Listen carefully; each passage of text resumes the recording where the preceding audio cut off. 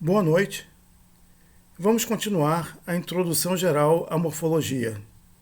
No vídeo anterior, foi visto que a morfologia é a parte da gramática que estuda, por um lado, a declinação dos nomes e, por outro, a conjugação dos verbos.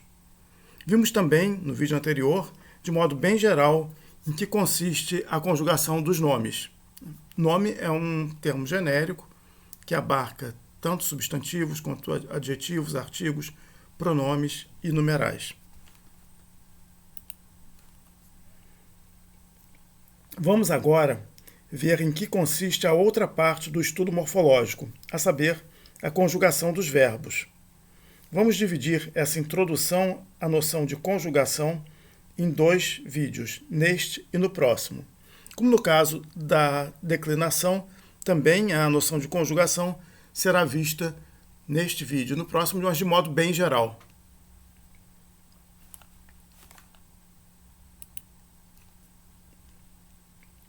O que é a conjugação? Em que consiste a conjugação? Conjugação significa a variação de um verbo de acordo com 5 parâmetros. De acordo com o tempo gramatical, com o modo, com a voz, com a pessoa e com o número. Neste vídeo, nós veremos a variação em relação ao tempo gramatical, ao primeiro parâmetro. Os 4 outros parâmetros, o modo, a voz, a pessoa e o número, serão vistos no próximo vídeo. Há em grego 7 tempos verbais, 7 tempos gramaticais. O presente, o imperfeito, o auristo, o perfeito, o mais que perfeito, o futuro perfeito e o futuro.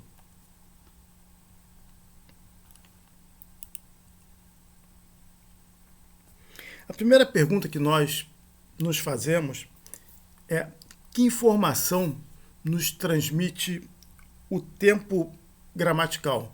Ou seja, o fato de um verbo estar no presente e não no perfeito, ou no perfeito e não no presente, e não no futuro, o que isso significa? O que o tempo gramatical nos informa semanticamente? O tempo gramatical grego, ele nos dá 2 informações. Ele tem 2 funções. Por um lado, ele tem a função de indicar a situação cronológica, se é passada, presente ou futura. Então, a situação cronológica da ação ou do estado relatados pela linguagem ou pelo verbo, relatados em relação ao momento da fala. Ou seja, o tempo verbal situa o que está sendo dito como passado, como presente ou como futuro em relação ao momento da fala. Então, ele indica a situação cronológica daquilo que está sendo dito. Essa função, o verbo grego só desempenha quando ele estiver no modo indicativo.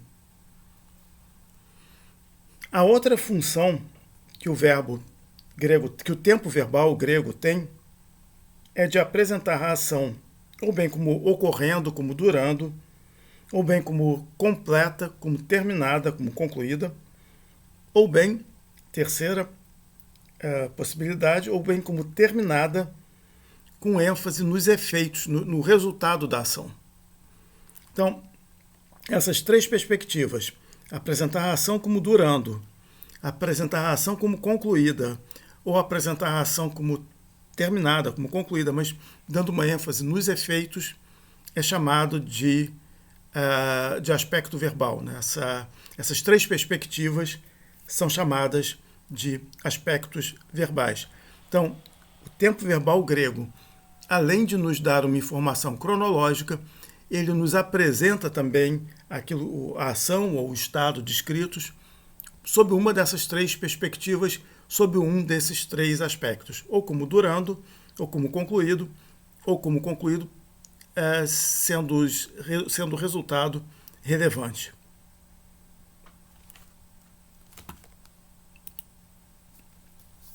Vamos ver alguns exemplos da língua portuguesa que ilustram essas 2 funções que o tempo gramatical tem, a função cronológica e a função aspectual. Vamos considerar primeiro esse par de de sentenças aqui, essas duas frases. João escreve e João escrevia. Qual a diferença entre essas duas formas verbais? Escreve situa a ação como temporalmente concomitante ao momento da fala. Se eu digo João escreve, quero dizer que João, agora, nesse momento, está escrevendo. Se eu digo João escrevia, eu quero dizer que João, no passado, ele realizava a ação de escrever. No passado, em relação ao momento da fala. Então, a diferença é uma diferença cronológica entre a forma escreve e a forma escrevia. Vamos ver agora dois outros exemplos. Duas outras frases. João escrevia e João escreveu. Qual a diferença entre essas duas formas verbais, escrevia e escreveu? A diferença entre as formas verbais não é uma diferença cronológica, pois ambas situam a ação como anterior ao momento da fala. Mas a diferença está no fato de que escrevia apresenta a ação como transcorrendo, como durando, enquanto escreveu apresenta a ação como concluída. Escrevia, João estava escrevendo, não se sabe se ele terminou de escrever, se não terminou, se concluiu a ação que ele estava fazendo ou não. E se eu digo João escreveu, né, porque eu indico aqui é que a ação foi concluída. A diferença aqui entre essas duas formas verbais, a diferença semântica, está no fato de que uma tem o aspecto duradouro, durativo, e a outra o aspecto conclusivo, muitas vezes chamado de pontual. É uma diferença aspectual. Então, em português também os verbos, as formas verbais servem para indicar essas duas, para nos dar essas duas informações, né? A informação cronológica e a informação aspectual. Vamos ver alguns exemplos na língua grega. Em primeiro lugar, nesse slide aqui, exemplos da variação cronológica indicada pelo verbo. Primeira frase, Platon epistolen egraphen. O que está em vermelho é o verbo, é a forma verbal, né? Platão escrevia ou estava escrevendo uma carta. É o imperfeito do indicativo, egraphen. Platão estava escrevendo uma carta. Segunda frase, Platon epistolen graphei. Isso aqui é o presente do indicativo. Platão está escrevendo uma carta. Agora, terceiro exemplo, terceira frase. Platon epistolen grapsei. Platão escreverá ou estará escrevendo uma carta. A diferença entre essas três formas é o fato de que a primeira põe a ação no passado, a segunda no presente e a terceira no futuro. Então, o tempo cronológico aqui, a diferença entre esses três tempos, o tempo gramatical aqui, desculpe, a diferença entre esses três tempos gramaticais é uma diferença cronológica. Elas põem a ação como passada em relação ao momento da fala, como concomitante ao momento da fala ou como futura em relação ao momento da fala. Vamos ver outros exemplos em grego. Agora, 3 exemplos para nós ilustrarmos a diferença aspectual. 3 exemplos de verbos no passado. Platon epistolen egraphen. Mesma frase do slide anterior, imperfeito, né, do indicativo. Platão estava escrevendo uma carta. Não se sabe se ele concluiu a escrita, se não concluiu, mas ele estava escrevendo. Segunda frase, Platon epistolen egrapsen. Platão escreveu uma carta. A sua ação foi concluída. A ação foi concluída. É o auristo aqui, tempo auristo. Terceiro exemplo. Platon epistolen egegraphei. Egegraphei é o mais que perfeito. Esse tempo enfatiza os resultados no passado. Platão escreveu a carta no passado e os resultados, a carta escrita estava lá no passado. Então, os 3 verbos, as 3 formas verbais, egraphen, egrapsen e egegraphei, situam a ação no passado. Então, a questão cronológica não distingue as três formas. Mas o que distingue as três formas é o fato de que a primeira apresenta a ação como durando, a segunda apresentação como concluída e a terceira apresentação como concluída, sendo o resultado, possivelmente a carta escrita, relevante, estando lá presente. Esses dois quadros apresentam a relação entre tempo gramatical e marca aspectual, por um lado, e tempo gramatical e cronologia, por outro lado. Então, o quadro à esquerda vai apresentar a relação entre tempo gramatical e marca aspectual. Ou seja, quais são os tempos gramaticais que exprimem o aspecto durativo, quais são os tempos gramaticais que exprimem o aspecto pontual, quais são os tempos gramaticais que exprimem o aspecto resultativo. É o que esse quadro vai apresentar aqui do lado esquerdo. Então, o aspecto durativo é expresso em grego pelo presente, pelo tempo presente, o tempo gramatical presente, e pelo tempo gramatical imperfeito. Ambos exprimem o aspecto durativo. O aspecto pontual é expresso pelo auristo. O aspecto pontual é o aspecto conclusivo, né? É expresso pelo auristo. O aspecto resultativo é expresso pelo perfeito, pelo mais que perfeito e pelo futuro perfeito. E o futuro ele não tem uma marca aspectual propriamente dita, ele pode exprimir ou a duração ou a conclusão. Ele pode significar que algo estará sendo feito ou que algo será feito, ou que alguém fará algo ou que alguém estará fazendo algo. Então, ele exprime tanto a duração quanto a conclusão, né? Alguém estará fazendo algo, alguém fará algo. Algo estará sendo feito, algo será feito.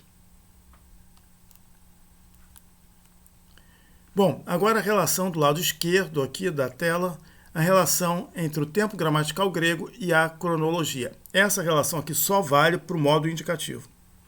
Quais são os tempos gramaticais que exprimem uma concomitância com relação ao momento da fala? São o presente e o perfeito. É importante fazer uma ressalva aqui com relação ao perfeito. Quando aparece um perfeito em grego, nós temos que traduzir para o português. Nós normalmente traduzimos por um tempo passado, em português. Pelo perfeito, normalmente, em português. Por que isso? Porque o perfeito ele exprime em grego uma ação passada cujos efeitos cujo resultado está no presente, cujo resultado ainda está no presente. Como nós não temos em português um tempo que deixe claro isso, né, que a ação foi realizada no passado, mas o resultado está aqui, continua no presente, nós não temos isso em português, então a tendência nossa é traduzir um verbo que se encontra no tempo verbal perfeito por um tempo passado em português, sem levar em conta o fato de os resultados estarem no presente. Então, eu coloquei o perfeito aqui como indicando uma situação presente pelo fato de o resultado da ação passada estar no presente. Então, tempos verbais que indicam a situação presente. Presente e perfeito.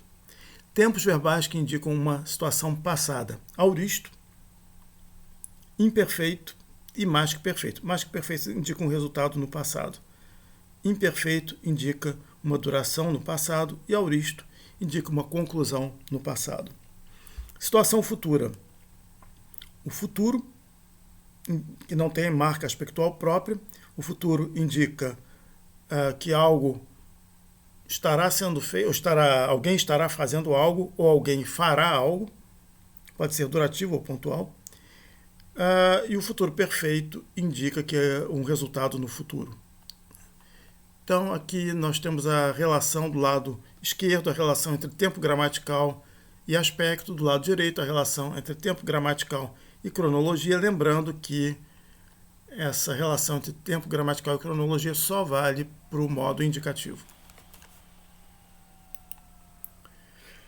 Bom, a primeira questão, né, que nós colocamos foi a questão sobre o que semanticamente nos informa o tempo gramatical em grego. Então, ele nos informa, nós vimos, né, que ele nos dá uma informação cronológica em relação ao momento da fala e nos dá uma informação aspectual. Agora, a próxima pergunta que nós nos fazemos é o seguinte: como se estrutura morfologicamente o tempo gramatical?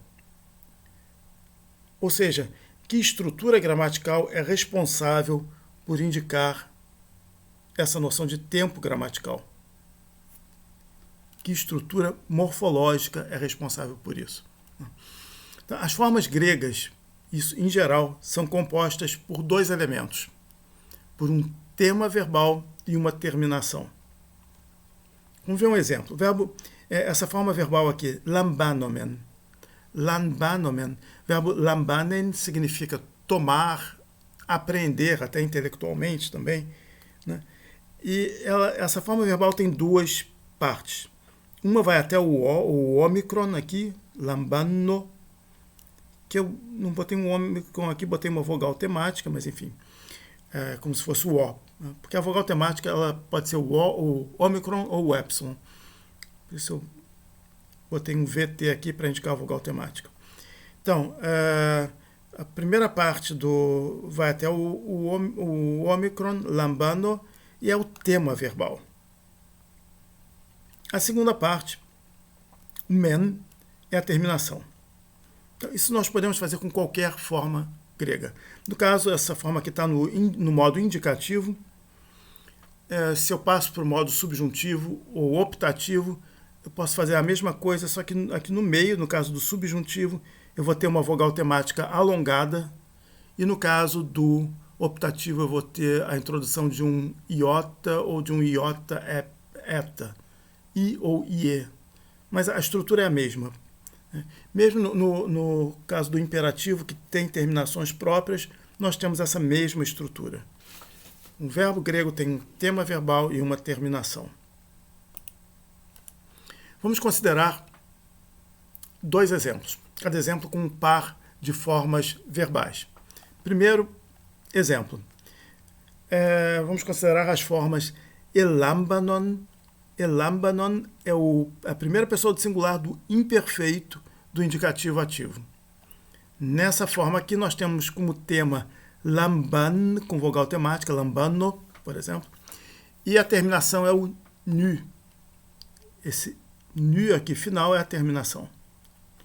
Segunda forma é uma forma elabon, é a primeira pessoa do singular do auristo do indicativo ativo, do mesmo verbo. E o tema é labo, lab, mais vogal temática, e a terminação é nu. Essas duas formas são diferentes. Né? Uma é o imperfeito, a outra é o auristo. Agora, a diferença não está na terminação, porque ambas têm a mesma terminação, o nu. A diferença está no tema. A primeira tem o tema lambano e a segunda tem o tema labo. Então, o tema distingue tempos verbais. Vamos ver agora o segundo par de exemplos ou de formas verbais. Titemi, que é a primeira pessoa do singular do presente do indicativo ativo, do verbo por. Titenai é o verbo. O tema dessa forma aqui é tite. É esse tema aqui. E a terminação é mi. Titemi. Segunda forma, etiten. É a primeira pessoa do singular, do imperfeito, do indicativo ativo. Diferença de tempo. O primeiro está no presente, o segundo está no imperfeito. No segundo caso, o tema é tite, o mesmo tema do presente. Agora, a terminação é nu. Não é a terminação mi. É um N aqui, né? E não um mi.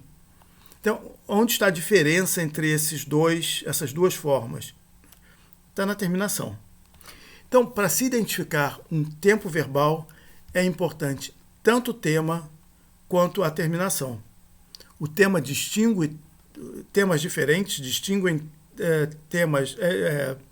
tempos verbais, como terminações diferentes também distinguem tempos verbais.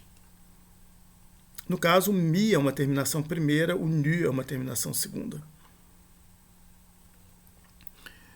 Então, no primeiro par, elambanon e elabon, a diferença entre o tempo verbal imperfeito e o tempo verbal auristo foi marcada pela diferença de tema.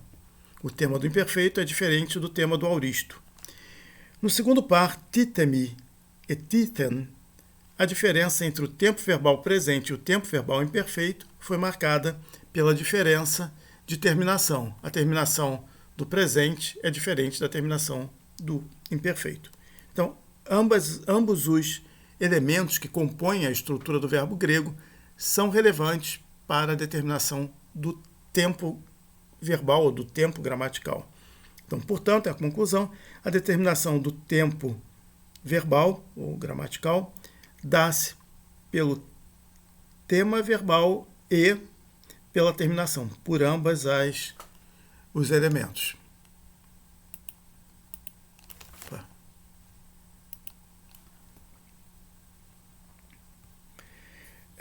O tema verbal e o tipo de terminação é o que morfologicamente identifica um tempo gramatical.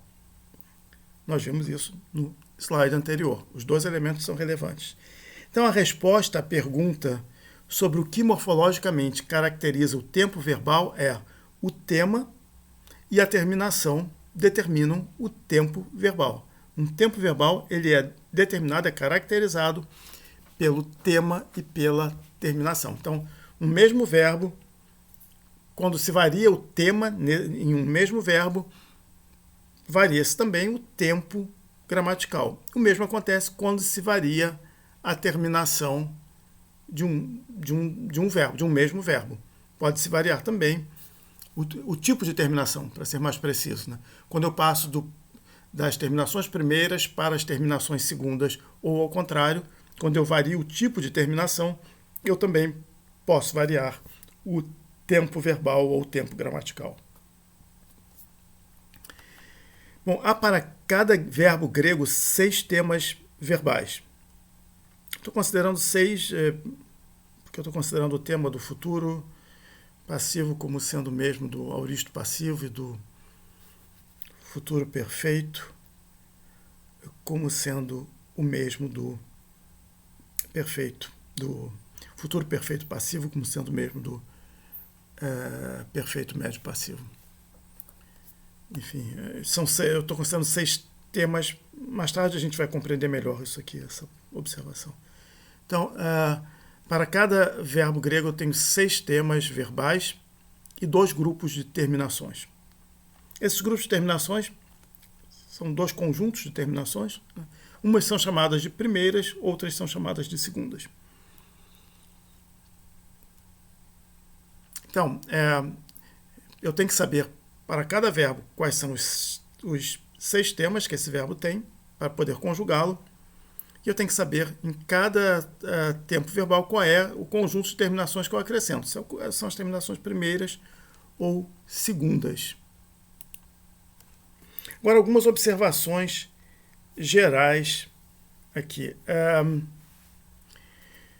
Então, eu disse que há 6, para cada verbo grego a gente tem 6 temas. A gente pode falar de 6 temas. Não há uma regra para, a partir de uma raiz hipotética geral, para que eu, a partir dessa raiz, possa gerar os 6 temas verbais. E, portanto, conjugar o verbo totalmente. Essa é a primeira informação. A posteriori, a gente pode até explicar as várias formas verbais, quando eu já tenho as 6 formas de um verbo. Mas, a priori, eu não teria como, dado uma raiz geral, hipotética geral, os 6 verbos. Há alguns verbos cujos diversos temas são bem previsíveis. Um exemplo é o verbo paideuen. Se a gente abre normalmente as gramáticas, elas seguem muito esse verbo aqui, porque é um verbo cujas formas são bem previsíveis, são bem regradas. Mas, em geral, para a partir de um tempo verbal dado, se poder gerar os demais tempos verbais, não há nenhuma regra muito simples. Isso não é uma peculiaridade da língua grega. Em português também há verbos cujas diversas formas dos vários tempos são bem previsíveis, como o verbo cantar. O verbo cantar, se conheço as regras gramaticais da primeira conjugação portuguesa, eu sou capaz de conjugar esse verbo sem o menor problema, em todas as suas formas. No entanto, há outros verbos em que essa previsibilidade, essa possibilidade de conjugação, sem que eu conheça já o verbo, não é tão fácil assim. Um exemplo, né, o verbo saber. Né? Por exemplo, nós temos a terceira pessoa do singular do presente, do indicativo, é sabe. Nós dizemos ele sabe. Né? E a terceira pessoa do singular do pretérito perfeito do indicativo é soube.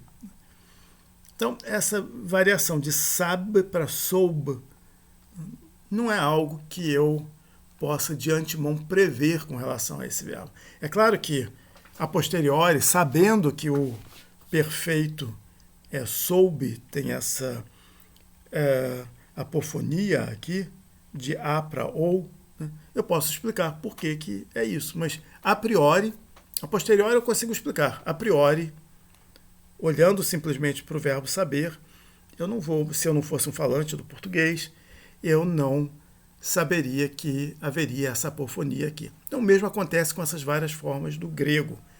No caso do verbo paideuen, eu consigo, a priori, dizer quais são os vários temas desse verbo. No caso de outros verbos, eu não consigo.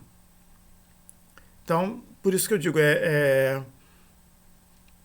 interessante que nós saibamos as 6 formas, os 6 temas de cada verbo. É claro que isso a gente vai aprendendo aos poucos, ao longo do tempo. Então, de uma perspectiva pragmática, o mais recomendável seria, pelo menos em um primeiro momento, tomar como um fato, né, o fato de que, para conjugarmos um verbo grego, devemos conhecer 6 temas desse verbo. Ou, que vai dar no mesmo, conhecer 6 formas de tempos verbais, né, que manifestam esses temas, né, esses 6 temas. A gente vai entender melhor isso já já.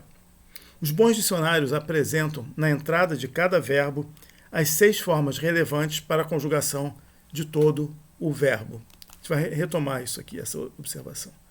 Então, o que eu quero dizer é o seguinte: as terminações a gente sabe muito bem quais são, para todos os verbos. Tem conjunto de terminações primeiras, conjunto de terminações segundas, que valem para todos os verbos. Agora, com relação aos temas, cada verbo teria 6 temas. E muitas vezes eu não sou capaz de dizer de antemão quais são esses temas.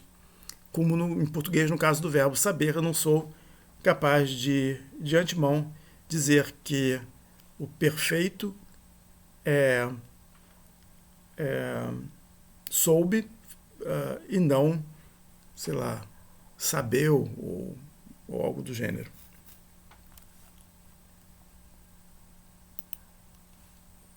Vamos ver uns exemplos dos 6 temas com os correspondentes tempos verbais. Primeiro exemplo, o verbo leipen, que significa deixar.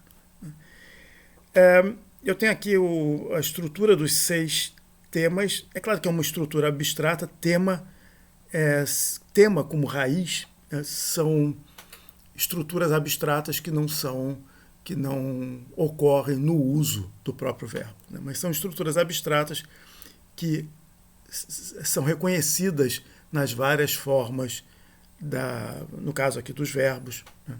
Mas poderia ser de substantivos também. No caso então, tanto a noção de tema quanto a noção de raiz, nós temos a ver com estruturas abstratas, né? Mas a partir das quais nós conseguimos produzir formas concretas. Então, um tema, a gente poderia dizer que é uma estrutura abstrata a partir da qual nós geramos formas concretas.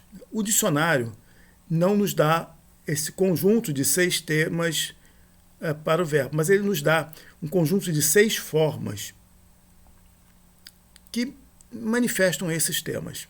Então, se eu for ver o verbo leipen, né? Vamos considerar o verbo leipen. Eu tenho aqui o presente do indicativo ativo, leipo, primeira pessoa do singular. A partir dessa forma aqui, que corresponde a esse tema aqui, em que eu visualizo esse tema aqui, eu conjugo todo o presente ativo desse verbo, todo o presente médio e passivo desse verbo, todo o imperfeito ativo desse verbo e todo o imperfeito médio passivo desse verbo. O que é médio passivo nós vamos ver no próximo vídeo. A partir de um outro tema, do tema do auristo. O auristo, a primeira pessoa do singular do auristo, indicativo ativo, é elipon. Elipon é o auristo indicativo ativo. Ele também aqui ele concretiza essa forma abstrata, esse tema aqui. A partir desse tema aqui, que tá presente nessa forma, elipon, eu conjugo todo o auristo ativo e todo o auristo da voz média desse verbo, não o auristo passivo. Então, o auristo passivo tem outro tema, mas eu conjugo todo o auristo ativo e todo o auristo médio. A partir do futuro, o tema do futuro está aqui, leipso, eu conjugo todo o futuro ativo e todo o futuro médio desse verbo, não o futuro passivo. O futuro passivo tem outro tema, que é o mesmo tema do auristo passivo. A partir do tema do perfeito ativo, leloipa, eu conjugo tanto todo o perfeito ativo como todo mais que perfeito ativo. Agora, vamos para os temas da voz passiva, né? Que são dois, né, importantes, né? Porque o presente, o tema passivo é o mesmo ativo. No caso do imperfeito também, o mesmo tema passivo é o tema ativo. No caso do auristo, do futuro e do perfeito, não. Nós temos um tema para a voz ativa e para a voz média, no caso do auristo do futuro, e um tema para a voz passiva, no caso do auristo do futuro, e um tema para a voz média passiva, no caso do perfeito. Vamos lá, vamos ver o... Então, perfeito, nós tínhamos visto, perfeito, voz ativa, eu tenho um tema, conjugo a partir dele todo o perfeito ativo e conjugo todo o mais que perfeito ativo. Agora, o tema do auristo passivo. A partir desse tema, que está aqui do lado, aqui é o auristo passivo, a partir desse tema eu conjugo todo o auristo passivo e conjugo também o futuro passivo. Tema do perfeito médio passivo. A partir dele eu conjugo todo perfeito médio passivo, todo mais que perfeito médio passivo e todo futuro perfeito passivo.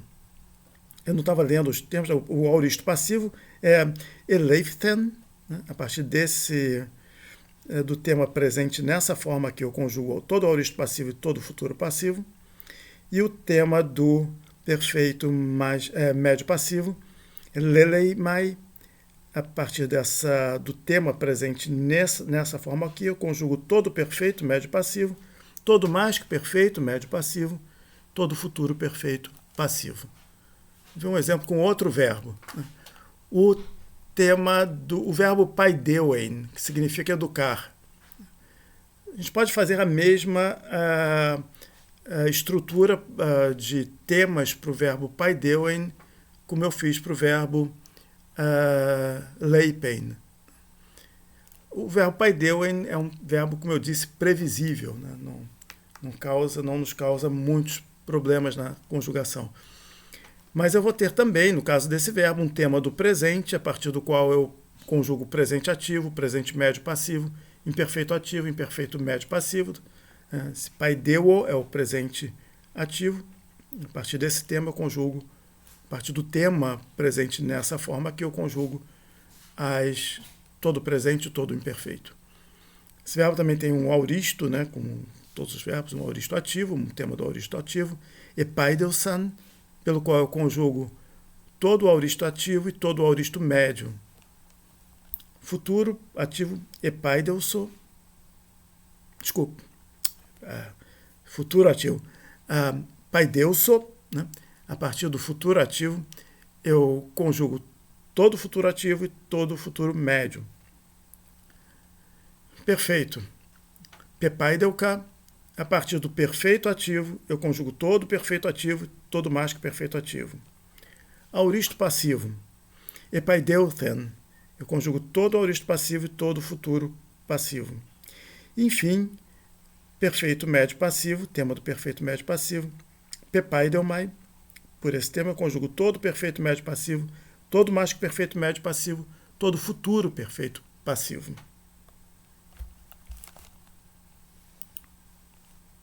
Então, a partir dos 6 temas verbais de cada verbo e sabendo qual grupo de terminações cada tempo exige, essas são as primeiras ou as segundas, conjuga-se qualquer verbo grego.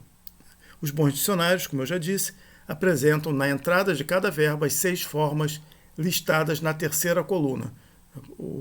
Primeira pessoa do singular do presente do indicativo, depois futuro, auristo, perfeito, depois voz passiva do auristo e voz médio passiva do perfeito.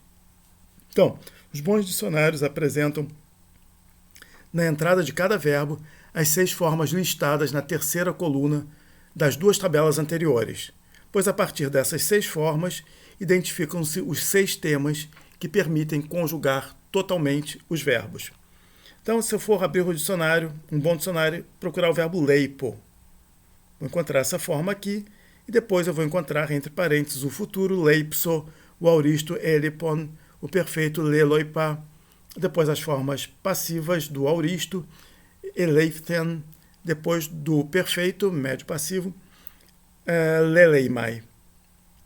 A mesma coisa com paideu. Com paideu eu acho difícil que o verbo apresente todas essas formas, porque paideu é um verbo bem previsível.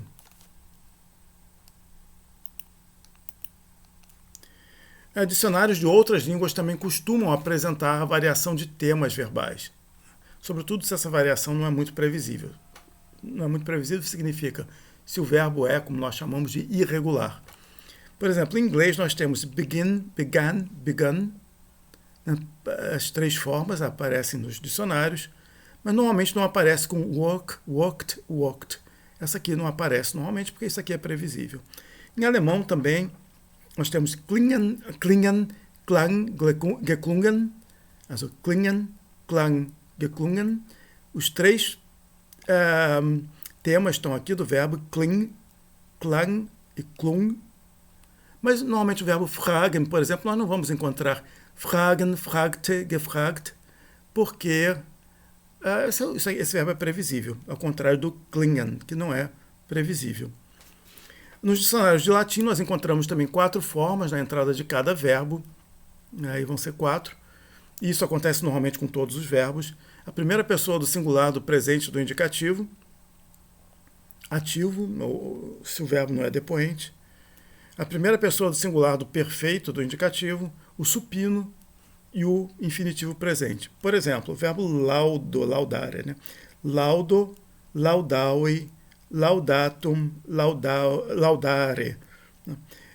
Nós temos aqui então as 4 formas, o verbo louvar, né, em latim, e na verdade são só 3 temas em latim, porque a primeira forma, laudo, e a última, laudare, servem para indicar juntas o tema do presente. Mas então, o que eu quero dizer com isso aqui não é uma peculiaridade do grego ter uma variedade de temas. Outras línguas também possuem essa variedade. Vamos agora, então, resumindo, concluindo o que nós vimos nesse vídeo. Então, os tempos verbais expressam 2 coisas, né? Nos dão 2 informações. Expressam a cronologia em relação ao momento da fala, isso se dá apenas no modo indicativo. Então, expressam, no caso da cronologia, né, concomitância, anterioridade e a posterioridade em relação ao momento da fala. E a segunda coisa que eles expressam é o aspecto verbal. Expressam esse aspecto como durativo, como conclusivo ou como resultativo. Uma outra pergunta que nós nos fizemos é: os tempos verbais gregos, qual é a estrutura que eles têm para que eles possam exprimir nos dar essas 2 informações? Nós vimos que os tempos verbais gregos são formados a partir de 2 elementos, são formados por dois elementos. São formados pelo tema e pela terminação. O tema verbal de cada verbo grego tem 6 temas básicos e existe um conjunto de 2 tipos de terminações que são comuns a todos os verbos gregos. Terminações primeiras e terminações segundas. Todo verbo grego, ao longo de sua conjugação, ora vai usar terminações primeiras, ora vai usar terminações segundas. As terminações não causam muitos problemas. O que causa um certo problema, é o fato de que o verbo grego tem 6 temas básicos. E a gente, de antemão, muitas vezes não consegue saber quais são esses temas. Mas um remédio para isso, o dicionário nos dá esses temas. Então, o tema verbal e a terminação formam o tempo verbal grego. Como a gente viu, não há nenhuma regra única para se determinarem, a partir de uma raiz geral abstrata, todos os temas de um dado verbo. Os 6 temas básicos, muitas vezes nós não conseguimos determiná-los a priori. Bom, com isso, nós concluímos essa parte da introdução ao conceito de conjugação, dedicada à noção de tempo verbal ou de tempo gramatical. No próximo vídeo, consideraremos os outros 4 parâmetros que variam ao se conjugar um verbo, a saber, o modo, a voz, o número e a pessoa.